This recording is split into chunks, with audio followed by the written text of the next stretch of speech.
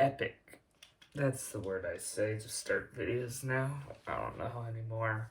How do you start a video? With a bad joke? Because that's what I'm doing. So, if you didn't know, there's this channel called Danplan.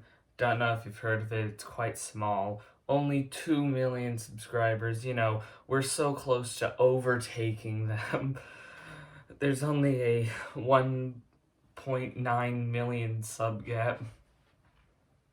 Bros, I think we could do this. It's it's not that big a gap.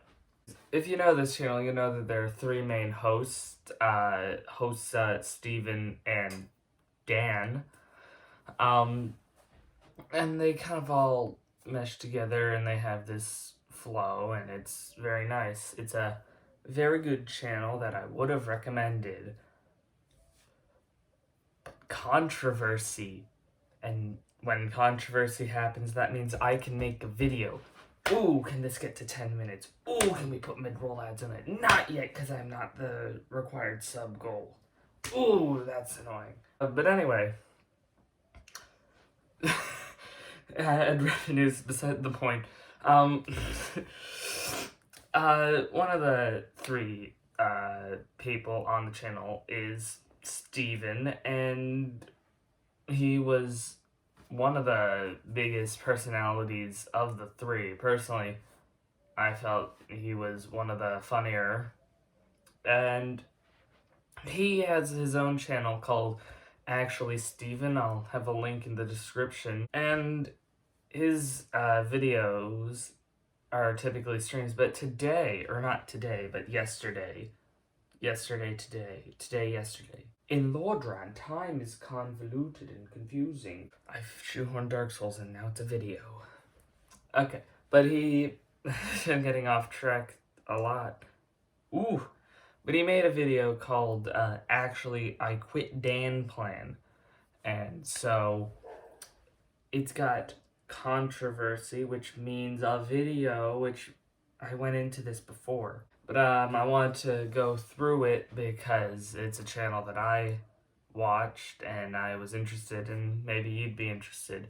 Probably not, because it's me making this video. So, let's begin. I'm not associated with Danplan anymore. This wasn't a decision that I made overnight, though. It's been about 9 months since I first thought about quitting the channel, but on December 14th, I told Daniel that I quit. So the first thing he brings up is that he's been thinking about quitting the Danplan channel for about 9 months, which is a long time to go through with what he's at least claiming to have happened. So he's a trooper. Let's continue on. This isn't gonna be a Daniel exposed video, but I did want you all to know about how this all started. Okay, so he brings up how this isn't gonna be a Daniel exposed video, which, I don't know if I quite agree with. It has that feel, you know? You'll see what I mean, later. But, hey, if he says it's not one, it definitely can't be one. 5 years ago, Danplan posted its first video. 5 years ago, we had 0 subscribers. 5 years ago, I wouldn't believe you if you told me that Danplan would have 2 million subscribers. 2 million subs in 5 years? That's hilarious. Try 86 subs in 3 years. Oh, that was a bad joke. But I felt... And so, about 2 years ago, Danplan went from being a gaming channel to an animation channel. But we were a fresh, new style of animation channel, specifically animation talk/game show, something no one else had done before. Our unique theme and on-camera personalities meshed so well, and that's probably why we got so popular so fast. So he brings up how basically they revolutionized a new style of animated video, which I totally agree with. I haven't really seen any other videos quite like the ones on Danplan, which it's really interesting to just see how this style, which really relies on personality, like in this with when you're having a talk show, you have to have a good personality because people have to enjoy it and watch the personalities bounce off each other and reflect. And he and Hosa, who were the main two really put in situations each time, they were really good at having their personalities bounce off each other. He was kind of more epically edgy for the gamers, and Hosa was more nice and a regular human being. But yeah, I totally agree with that. They kind of revolutionized this whole style of video making. Back in March of this year, I found out that Danplan made 5 figures from 3 videos in the span of a month, of which I was paid less than $300.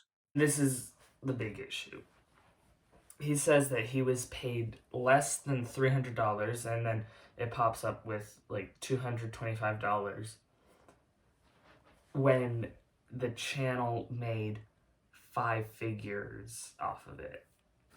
5 figures is a lot of money. That's at least $10,000. But as they had a screen here that said something like $60,000. That is insane money. That's a lot of money. That's like huge, life-changing. That's some people's salaries in a couple videos, and that was incredible to see, but incredibly bad to see that he wasn't paid even 1% of that. It was less than 1%. He was paid less than $300 of like $62,000. Like, are you seeing the issue? That's really bad. It's hard to put into words just how much of a bad thing that this is. Let's continue on. It was no secret that I didn't do as much work as Daniel or Hosa. We even made a video about our roles on Danplan. But to say that I contributed less than 1% to our success is absolutely arrogant, Daniel. Okay, so this next part mainly addresses Dan of Danplan. Basically, he says that he knows he didn't contribute as much. He was kind of just a personality, and they even went into that in a video. But the issue isn't that he contributed less and therefore should be paid less. That's kind of obvious. If you're doing unequal amounts of work, you get paid unequally. The issue is he was not doing less than 1% of the work. He was one of the 2 main personalities on the channel, and one of the ones that I found more enjoyable, because Dan wasn't really ever a personality. He kind of only ever asked questions. Hosa and Steven were the main 2 personalities being like in these situations that had to do things.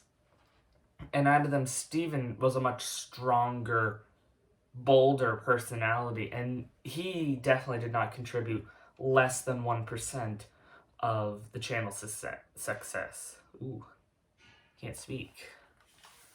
And so I confronted him about this.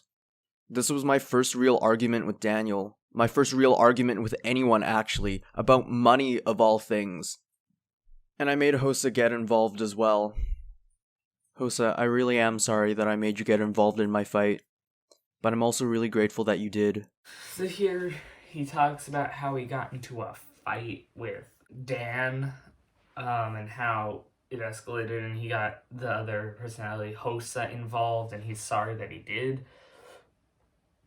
But, I mean, he has reason to do it. He wasn't just less than 1% of the channel.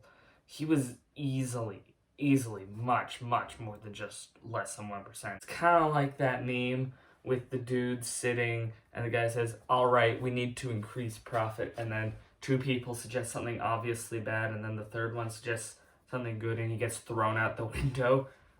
I don't know, guys. How much should we pay one of our best personalities who brings a lot of people to the channel?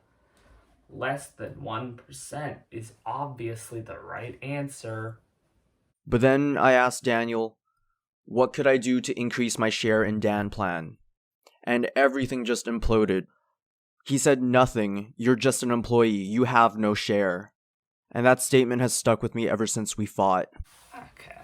This is another part that's really, it's bad and awful, but it does make the video seem like a Daniel exposed video. But that's beside the point. Basically, he asked how he could increase his pay in the channel, which is obviously something you would ask. If you're getting paid less than 1% and you feel you're more than 1% of the channel's earnings, you obviously have a right to ask, hey, so how can I increase that money that I am obviously not earning? And he says that he's just an employee, he has no share, and he can't get more money out of each video, which that's really just a sucky thing to do. Honestly, that's not something like you should ever say to someone who's getting paid less than 1% of a channel that is making 5 figures in a lot of videos and is getting paid $300, less than $300, I keep forgetting that, to be one of the biggest personalities. He's not just an employee, he pretty much is a third of the channel. And as such, he should be paid, not necessarily a third, because he doesn't animate the videos or go into editing. He is pretty much just a voice actor. But he should be paid at least a sensible amount for someone who is such a big part of this channel's success. I don't think that this is such a hard point to grasp. I wanted to quit the channel right then and there, but I didn't. I didn't quit because I saw that Hosa was trying so hard to fix Danplan and help it grow. And next he says that he didn't want to quit just then because Hosa was trying to fix Danplan and help it grow, which is understandable. You don't want to just leave something that you've pretty much made. But at the same time, I would have understood him so well if he just decided then and there to quit, because honestly, this is something that you don't just ignore. It's a really big issue. But it would be selfish to say that he was the only reason I stayed. I won't lie, the fame was amazing. Having millions of people who enjoy your content was intoxicating, and I loved it. He also says that he enjoyed staying because the fame and all the fans. But that brings up another point that he could have used and he didn't. He brings up the fans, but another point he could have said is how the fans liked him. He was such a big part of the fans' liking of the show.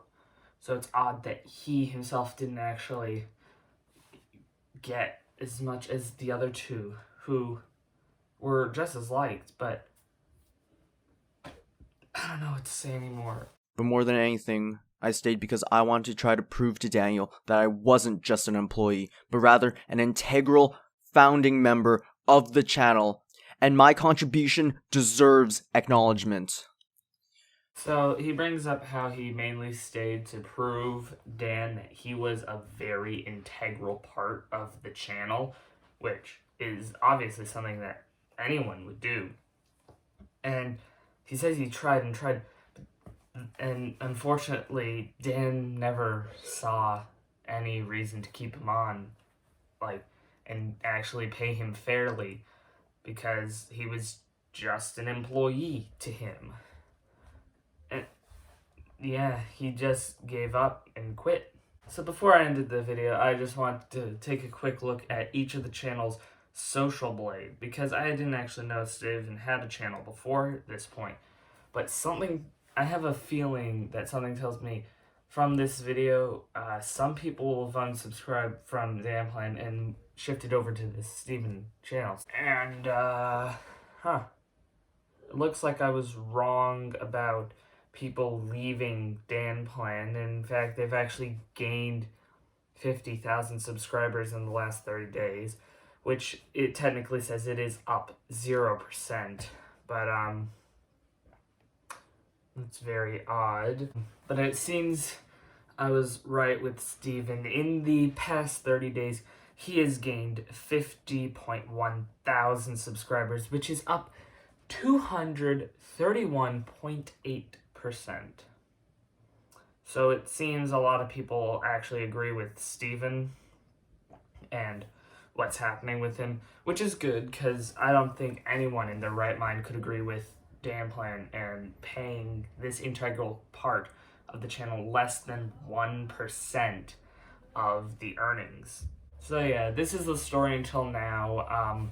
Currently, Danplan has not actually commented on this, so can't say what they think about this. But yeah, don't know how to end videos.